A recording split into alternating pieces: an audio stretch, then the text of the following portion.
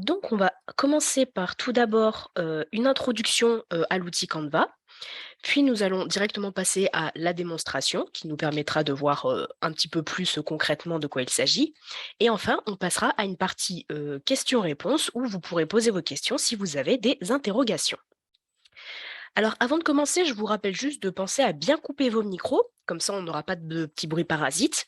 Et je vous informe aussi que ce webinaire est enregistré, comme ça on pourra vous mettre le replay disponible sur la plateforme à la fin de la session, comme ça vous pourrez le regarder de nouveau si vous avez besoin. Alors, donc tout d'abord, une introduction à l'outil Canva. Donc Canva, qu'est-ce que c'est? C'est un outil de design graphique en ligne qui va vous permettre de créer de très nombreux visuels, que ce soit pour vos réseaux sociaux, des diaporamas, des affiches, des flyers, des cartes de visite, des CV, votre logo, des rapports et bien d'autres. Et dans notre cas, ce qui nous intéresse, c'est qu'on va pouvoir également créer des visuels avec des dimensions personnalisables. Donc dans notre cas, la bannière pour le CMS de ma place de marché locale. Ces visuels, vous allez pouvoir les télécharger, les imprimer et les publier. Donc, si on devait résumer Canva en 3 mots, c'est un outil simple, efficace et pratique. Donc là où j'attire juste votre attention, c'est pour votre bannière sur ma place de marché locale. En fait, on va utiliser les dimensions qui sont indiquées ici sur le diaporama. Donc je vous invite à les noter quelque part ou à regarder dans le replay.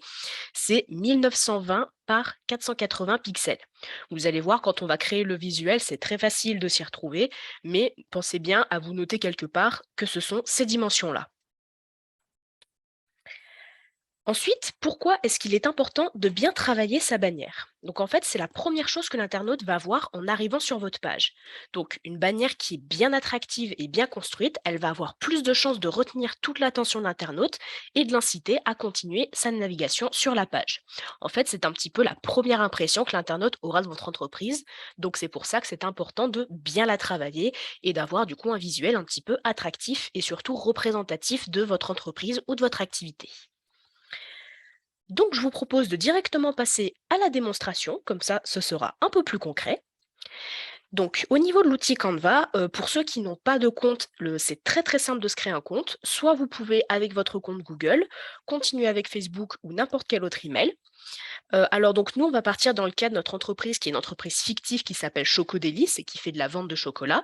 Donc moi, vu que j'ai déjà un compte Gmail, je vais me contenter de me reconnecter à mon compte. Mais la création d'un compte sur Canva est gratuite et très simple à faire. Donc là, je suis sur mon petit compte Canva et tout simplement, pour créer une dimension personnalisée, c'est très simple. Je vais aller dans Créer un design, juste ici à gauche, à droite, pardon. On clique dessus et vous voyez que tout en bas ici, vous avez Dimension personnalisée. Donc c'est là qui va nous intéresser. Et donc c'est là qu'on va rentrer les valeurs qu'on a précédemment notées. Donc à savoir 1920 par 480 pixels. Donc, par défaut, ça va s'exprimer en pixels, c'est l'unité traditionnelle, on va dire. Mais si jamais un jour vous avez besoin d'exprimer un visuel avec une autre unité de mesure, comme par exemple des millimètres ou des centimètres, vous pouvez parfaitement, vous avez juste besoin de venir la changer ici. Ensuite, vous cliquez tout simplement sur Créer un nouveau design pour pouvoir créer votre bannière. Donc vous voyez qu'on a bien une dimension qui est personnalisée et qui sera parfaitement adaptée à l'utilisation de votre bannière sur la plateforme Ma place de marché locale. Alors, tout d'abord, ce qui va être intéressant de faire, c'est de mettre une image. Alors, pour mettre une image, vous avez deux possibilités qui s'offrent à vous. Soit vous prenez une image que vous avez prise vous-même, une photo de votre produit, de votre vitrine, de votre magasin, ou peu importe, donc une image que vous avez prise vous-même, soit vous pouvez utiliser une image qui est plutôt libre de droit. Donc, soit vous avez des plateformes comme Pixabay ou Pexel qui vous permettent de trouver beaucoup d'images. Vous avez également des photos disponibles sur Canva, donc ici à gauche sur le petit menu, et ce sont toutes des images qui sont libres de droit, donc vous pouvez parfaitement les utiliser quel que soit l'usage, que ce soit donc simplement pour vos réseaux sociaux ou pour des supports commerciaux. Moi, par exemple, j'ai une image pour directement illustrer mes produits avec mes petits chocolats, donc je vais directement venir l'importer. Comme ça me fait l'occasion de vous montrer comment importer une image. Donc tout simplement dans le menu, je vais venir importer, importer des fichiers. Donc là, je vais être dans mon écran d'ordinateur et dans mes téléchargements, j'ai ma petite photo que je veux mettre. Alors là où j'attire votre attention, c'est au niveau de la qualité de la photo. Donc quand vous téléchargez des photos qui sont libres de droit ou les photos de Canva, les photos ont déjà une bonne qualité. Donc ça, vous n'avez pas à vous en inquiéter. Par contre, si vous prenez la photo vous-même, prenez bien une photo qui soit d'une qualité suffisante, puisque vous voyez que là, on a un rectangle. Donc, si vous prenez par exemple une photo qui a un format carré, forcément, ça va être un petit peu plus difficile d'avoir une bannière qui est jolie visuellement parlant, puisque comme vous le voyez, les dimensions ne seront pas forcément bien adaptées. Donc là, l'idéal, c'est vraiment d'avoir une photo qui est rectangulaire. Et après, donc bien sûr, là, je viens de cliquer sur la photo pour la faire apparaître sur mon visuel. Vous pouvez la déplacer et après, avec les petites icônes qu'on voit ici, on va pouvoir la mettre aux bonnes dimensions. Donc là, vous voyez, ça rentre pile poil, mais je pourrais décider de l'agrandir pour ne voir que mes 3 premiers gâteaux, par exemple. Hop. Ensuite, ce que je vous invite à faire, donc, ça va être de mettre cette image en transparence. Pourquoi? Eh bien, tout simplement parce qu'en fait, sur la plateforme, vous allez avoir la possibilité de mettre votre logo. Et votre logo, alors je vais le symboliser moi par un petit rectangle blanc ici pour qu'on y pense. Il se situe à peu près par là. Donc, pour bien que votre logo puisse ressortir et qu'il n'y ait pas non plus trop d'éléments sur la page, je vous conseille, si vous avez une image foncée comme la mienne, de mettre une légère transparence. Donc, comment on fait ça? On vient bien sélectionner la photo et tout en haut à droite ici, vous voyez qu'on a un petit encart qui s'appelle transparence. Alors, évidemment, je vous conseille de mettre une transparence assez légère, par exemple du 80, là, comme on va le voir. Hop, vraiment quelque chose d'assez léger pour qu'on puisse quand même bien voir votre image. Mais ça, c'est vraiment à votre appréciation. Et si vous avez une image assez claire, vous pouvez totalement la laisser en 100%, il n'y a pas de problème. Ensuite, vous avez la possibilité de rajouter du texte. Alors, c'est pas forcément quelque chose que je vous conseille, à moins que le texte que vous ayez à écrire soit assez court. Par exemple, si votre nom de marque est assez court, vous pouvez le faire figurer, mais si votre nom de marque est trop long ou que vous souhaitez, par exemple, je ne sais pas, indiquer une promotion, là, je vous conseille de pas vraiment le mettre sur votre bannière parce que ça va l'alourdir et ce sera un petit peu moins attractif. Je vais quand même vous montrer comment on fait, comme ça, si jamais vous voulez mettre votre nom, par exemple, vous saurez le faire. Donc, dans la colonne de gauche, on vient sélectionner les textes. Donc là, on peut sélectionner, peu importe la catégorie qu'on sélectionne ici, mais on va mettre un titre, comme ça, ce sera directement plus grand. Donc, moi, mon commerce s'appelle Choco Délice. Donc là, ça va fonctionner comme un traitement de texte classique. Donc, je vais mettre la police en plus gros, par exemple en 80. Je vais changer la couleur pour la mettre en blanc pour que ce soit plus visible. Hop, et donc vous voyez les petits marqueurs qui apparaissent là au fur et à mesure, ma petite ligne rose qui apparaît là. Ça va me permettre en fait de bien venir centrer mon élément. Hop, et là j'ai la deuxième qui est apparue, donc là je suis bien au centre de mon image. Après, vous pouvez faire beaucoup de possibilités. Vous pouvez évidemment changer la police d'écriture, mettre en gras, en italique, voir l'alignement. Vous avez vraiment la possibilité de faire plein de choses. Et si jamais vous voulez mettre un titre, donc comme là je viens de faire, moi ce que je vous conseille, ça va être d'ajouter une petite ombre à votre image pour pouvoir bien faire ressortir le titre. Donc quelque chose de tout simple que vous pouvez faire. Donc je viens sélectionner mon élément. Je vais venir cliquer ici pour le dupliquer. Donc j'aurai 2 fois le texte qui va s'afficher.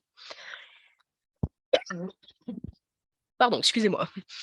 Et je vais venir changer la couleur. Donc là, je vais venir le mettre en noir pour créer une petite ombre. Et donc, vous voyez que là, donc mon texte qui est noir est devant mon texte blanc. Donc, pour créer une ombre, ça va être un petit peu bizarre. Donc, là, ce qu'il est possible de faire, et c'est possible pour tous les éléments, c'est de venir en fait régler la position par rapport aux autres. Donc, si vous voulez un élément au premier plan, si vous voulez un élément en arrière-plan, par exemple. Donc là, j'ai sélectionné mon texte qui est en noir. Et ici, en haut à droite, j'ai position qui est apparue. Et donc, je clique dessus et c'est là que je vois que je vais pouvoir venir mettre en arrière-plan. Donc, si je demande derrière, oups, j'ai mal dû sélectionner. Ah, voilà. Et je vois que mon texte est passé, mon texte noir est passé derrière le blanc. Donc, ça crée comme une petite ombre. Et ça permet de nous mettre le texte en avant. Donc, si jamais vous devez mettre un texte, c'est ce que je vous conseille de faire pour pouvoir bien le faire ressortir. Ensuite, vous avez la possibilité d'intégrer beaucoup d'éléments. Donc ici sur le menu à gauche, vous avez énormément d'éléments qui sont disponibles, que ce soit donc des petites images, des stickers, on a vu les photos aussi. Vous avez également toutes les formes qui sont disponibles, si jamais vous voulez créer vous-même votre petit style. Donc là, par exemple, nous, on va voir ce que nous propose la plateforme avec le thème du chocolat. Là, en tapant grâce à ce moteur de recherche, ça va vous permettre de sortir tous les éléments qui sont en lien. Donc, Canva, ça reste un outil gratuit, mais il y a certains éléments qui sont payants. Donc, vous voyez qu'ils sont signalés ici par la petite couronne, mais il y a énormément d'éléments gratuits, donc vous pourrez largement trouver votre bonheur avec ce qui existe. Par exemple, moi, j'ai envie de mettre les petites éclaboussures de chocolat en avant. Hop. Bon là, vous voyez, je m'aperçois que peut-être ma transparence, elle est un peu légère, donc je peux la remonter à par exemple du 85 pour qu'on voit un peu plus mon image. Tout est toujours modifiable. Donc une fois qu'on estime que notre visuel nous satisfait, on n'a plus qu'à le télécharger. Donc moi, je vais enlever le petit carré blanc qui symbolisait notre logo. Évidemment, là, je nous l'ai mis pour en fait rappeler que il vaut mieux ne pas mettre d'éléments importants sur cette partie-là, puisque c'est là où on va potentiellement avoir le logo, donc ce serait dommage que ce soit masqué par le logo. Ensuite, bien sûr, cette bannière, vous allez pouvoir la personnaliser, tout au long de la durée de vie, en fait, de votre entreprise. Donc c'est pour ça que, par exemple, pendant les périodes de Black Friday ou de Noël qui vont approcher, on peut mettre des petits éléments qui sont en rapport avec Noël. Par exemple, ici, au lieu de mettre mes taches de chocolat, je pourrais mettre, un petit Père Noël ou un petit sapin, ou changer toute ma bannière pour la faire un peu sur le thème de Noël, ce qui sera quand même un petit peu plus, festif et un peu plus, attractif au niveau de l'ambiance. Donc moi, j'enlève mon petit carré blanc et ensuite, je n'ai plus qu'à venir cliquer sur l'onglet «Partager» ici et je vais descendre ici pour venir sur «Télécharger». Donc le format qui vous est proposé par défaut, c'est le format PNG et c'est le format que nous, on va utiliser parce que ça vous permet d'avoir une image de bonne qualité. Ensuite, vous n'avez plus qu'à télécharger. Donc le téléchargement se lance et directement, vous allez pouvoir le retrouver, dans votre ordinateur, dans vos téléchargements pour être précis. Et après, vous n'avez plus qu'à l'intégrer directement sur la plateforme, quand vous avez votre bannière, vous pouvez l'intégrer dessus comme une image classique. Ensuite, un autre, élément qui peut être intéressant si jamais vous travaillez à plusieurs sur les bannières, c'est de venir en fait, toujours dans partager ici, vous avez la possibilité en fait de soit ajouter l'adresse mail d'autres utilisateurs, si jamais vous voulez être plusieurs à travailler dessus en même temps, soit, si jamais vous n'avez pas les adresses mail, vous pouvez en cliquant ici, dire quiconque ayant le lien et venir copier le lien. Et ensuite, vous n'avez plus qu'à communiquer le lien aux personnes dont vous avez envie qu'elles viennent voir votre visuel. Et ainsi, vous pourrez être plusieurs à travailler simultanément sur le visuel. Comme ça peut vous permettre, soit d'échanger différentes idées, soit tout simplement, de venir, gagner en rapidité en étant plusieurs à travailler sur le support visuel. Donc ensuite, au niveau de votre bannière, si vous n'avez pas beaucoup d'idées, vous pouvez bien sûr vous inspirer de choses que vous voyez, que ce soit de vos concurrents ou même, d'autres publicités que vous pouvez voir. Mais le gros conseil que je vous donnerais, c'est quand même d'ajouter votre patte à vous. Donc par exemple, avec une photo soit qui vous appartient, avec vos produits, c'est ce qui restera toujours le plus attractif, ou alors en cherchant à personnaliser un petit peu avec des éléments qui peuvent être assez sympas. Mais voilà, c'est quelque chose qui dans l'ensemble doit rester assez simple, pas trop chargé, mais qui pour autant doit un peu représenter votre entreprise, votre image de marque, pour être vraiment, à votre image au final.